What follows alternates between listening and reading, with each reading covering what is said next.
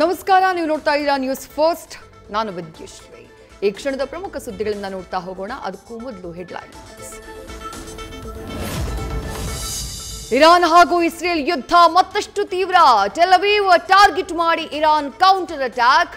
Air ಸ್ಟ್ರೈಕ್ನಲ್ಲಿ ಓರ್ವ ಸಾವು, 34 ಜನರಿಗೆ ಗಾಯ.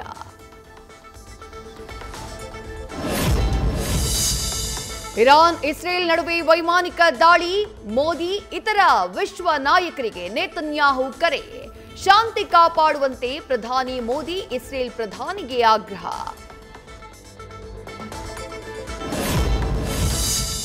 ಏರ್ ಇಂಡಿಯಾ ವಿಮಾನ ದುರಂತದಲ್ಲಿ 265 ಜನ ಸಾವು. ಕೆಎಸ್ ಮೆಡಿಕಲ್ ಹಾಸ್ಟೆಲ್ ಕಟ್ಟಡದ ಬಳಿ ಮುಂದುವರೆದ ರಕ್ಷಣಾ ಕಾರ್ಯ. ಅವಶೇಷಗಳನ್ನು ತೆರವುಗೊಳಿಸ್ತಾ ಇರೋ ಸಿಬ್ಬಂದಿ.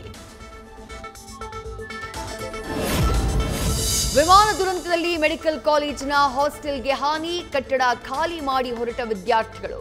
ಗಾಯಾಳುಗಳಿಗೆ ಆಸ್ಪತ್ರೆಯಲ್ಲಿ ಮುಂದುವರೆದಿರುವ ಚಿಕಿತ್ಸೆ.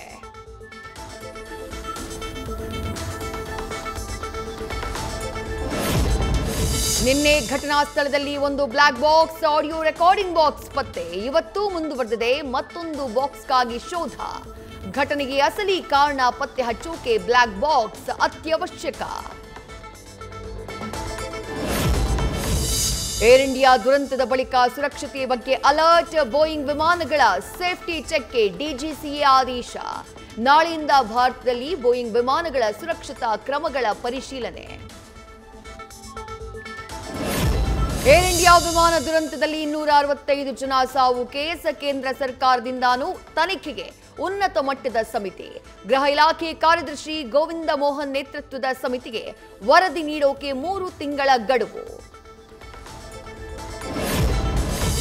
ಭಾರತದ ಇತಿಹಾಸದಲ್ಲಿ ಈ ದುರಂತದ್ದೇ ಅತಿದೊಡ್ಡ ಇನ್ಶೂರೆನ್ಸ್ ಕ್ಲೈಮ್. ಬರೋಬ್ಬರಿ 1000ರಿಂದ 2400 ಕೋಟಿ ಸಿಗುವ ಸಾಧ್ಯತೆ. ಹಾಸ್ಟೆಲ್ನ ಮೃತ ವಿದ್ಯಾರ್ಥಿಗಳಿಗೂ ಸಿಗುತ್ತೆ ಪರಿಹಾರ. ವಿಮಾನದ 11ನೇ ಸೀಟ್ನಲ್ಲಿ ಪ್ರಯಾಣಿಸ್ತಾ ಇದ್ದ ರಮೇಶ್ ಬದುಕಿದ್ದೇ ರೋಚಕ. ಇದರ ಬೆನ್ನಲ್ಲೇ 11ನೇ ಸೀಟ್ಗೆ ಭರ್ಜರಿ ಬೇಡಿಕೆ. ಹೆಚ್ಚಿನ ಹಣ ಕೊಡ್ತೀವಿ, ನಮಗದೇ ಸೀಟ್ ಬೇಕು ಅಂತ ಸೋಷಿಯಲ್ ಮೀಡಿಯಾದಲ್ಲಿ ಜನರಿಂದ ಪೋಸ್ಟ್. ಎಂಜಲು ಕಾಸಿಗಾಗಿ ಕೆಲ ಸಂಘಟನೆಗಳು ಹೋರಾಟ ಮಾಡ್ತವೆ. ಮಂಡ್ಯದಲ್ಲಿ ಹೋರಾಟಗಾರರ ವಿರುದ್ಧ ನಾಲಿಗೆ ಹರಿಬಿಟ್ಟ ಕದಲೂರು ಉದಯ್. ರೈತರ ಪ್ರತಿಭಟನೆ ಖಂಡಿಸುವ ಭರದಲ್ಲಿ ವಿವಾದಾತ್ಮಕ ಹೇಳಿಕೆ. 2028ರ ಚುನಾವಣೆಗೆ ಈಗಿನಿಂದಾನೇ ದಳಪತಿಗಳ ಸರ್ಕಸ್. ನಿಖಿಲ್ ರಾಜ್ಯ ಪ್ರವಾಸದ ಹಿಂದಿದೆ ಹಲವು ಲೆಕ್ಕಾಚಾರ. 90 ಕ್ಷೇತ್ರಗಳಲ್ಲಿ ಜೆಡಿಎಸ್ನ ಗಟ್ಟಿಗೊಳಿಸಿ ಆ ಕ್ಷೇತ್ರಗಳನ್ನ ಗೆಲ್ಲೋಕೆ ರಣತಂತ್ರ. 35 ದಿನಗಳ ಜೈಲು ವಾಸದ ಬಳಿಕ ಬಳ್ಳಾರಿಗೆ ಜನಾರ್ದನ ರೆಡ್ಡಿ ಕಂಬ್ಯಾಕ್. ರೆಡ್ಡಿ ಶಾಸಕ ಸ್ಥಾನ ಅನರ್ಹ ಆಗತ್ತೆ ಅಂತ ಓಡಾಡ್ತಿದ್ದ ರಾಮುಲು ಇದೀಗ ಮತ್ತೊಮ್ಮೆ ಬಳ್ಳಾರಿಯಲ್ಲಿ ರೆಡ್ಡಿ ವರ್ಸಸ್ ರಾಮುಲು ಬ್ಯಾಟಲ್ ಶುರು. ವಿಶ್ವ ಪ್ರಸಿದ್ಧ ಕೆಆರ್ಎಸ್ ಜಲಾಶಯದಲ್ಲಿ ಭದ್ರತಾ ವೈಫಲ್ಯ. ಡ್ಯಾಂನ ಕ್ರಸ್ಟ್ ಗೇಟ್ ಬಳಿಯೇ ಓಡಾಡ್ತಾ ಯುವಕರ ಸೆಲ್ಫಿ ವಿಡಿಯೋ. ಬೆಗಿ ಬಂದೋಬಸ್ತಿದ್ರು, ಇಲ್ಲಿಗೆ ಬಂದಿದ್ದೇವೆ ಅಂತ ಯುವಕರ ಹುಚ್ಚಾಟ. ಬರ್ತ್ಡೇ ಸೆಲೆಬ್ರೇಷನ್ ಹೆಸರಲ್ಲಿ ಯುವಕರ ಹುಚ್ಚಾಟ. ನಡು ರಸ್ತೆಯಲ್ಲಿ ಪಟಾಕಿ ಸಿಡಿಸಿ ಕೇಕ್ ಕತ್ತರಿಸಿ ಹುಟ್ಟುಹಬ್ಬ ಆಚರಣೆ. ಬೆಂಗಳೂರಿನ ವಿದ್ಯಾರಣ್ಯಪುರ ಅಪ್ಪು ಸರ್ಕಲ್ನಲ್ಲಿ ಘಟನೆ. ಹಿಂದೂ ಸಂಘಟನೆ ಕಾರ್ಯಕರ್ತ ಸುಹಾಸ್ ಶೆಟ್ಟಿ ಹತ್ಯೆ ತನಿಖೆ ಚುರುಕು. ಮಂಗಳೂರಿಗೆ ಬಂದ ಎನ್ಐಎ ಅಧಿಕಾರಿಗಳ ತಂಡ. ಸಿಸಿಬಿ ಅಧಿಕಾರಿಗಳಿಂದ ಮಾಹಿತಿ ಕಲೆ ಹಾಕಿದ ಎನ್ಐಎ ಟೀಮ್. ಮಾಡೆಲ್ ಹಣ ಕದ್ದು ಸಿಕ್ಕಿಬಿದ್ದ ರ್ಯಾಪಿಡೋ ಆಟೋ ಡ್ರೈವರ್. ಮಾರಥಹಳ್ಳಿಯಲ್ಲಿ ಆಟೋ ನಿಲ್ಲಿಸಿ ಅಂಗಡಿಗೆ ಹೋಗಿ ಬರುವಷ್ಟರಲ್ಲಿ ಪರ್ಸ್ಗೆ ಕೈ ಹಾಕಿ ಸಿಕ್ಕಿಬಿದ್ದ. ವಿಡಿಯೋ ಮಾಡ್ತಾ ಇದ್ದ ಹಾಗೆ ಕ್ಷಮೆಯ ಡ್ರಾಮಾ ಮಾಡಿದ ಚಾಲಕ.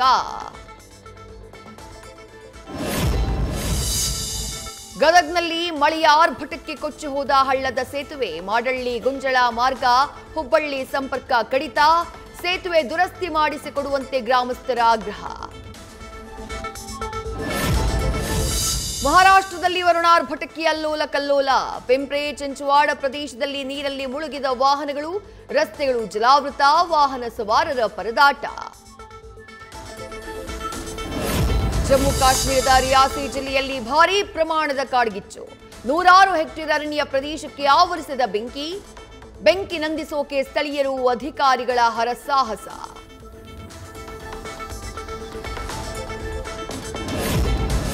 ಟೆಸ್ಟ್ ಕ್ರಿಕೆಟ್ನಲ್ಲಿ ಇತಿಹಾಸ ನಿರ್ಮಿಸೋಕೆ ಸೌತ್ ಆಫ್ರಿಕಾ ಸಜ್ಜು.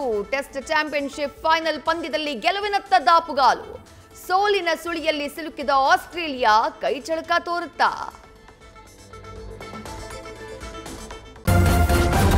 ನ್ಯೂಸ್ ಫಸ್ಟ್ ನಿರ್ಭೀತಿಯಿಂದ ನಿಮ್ಮ ಪರವಾಗಿ.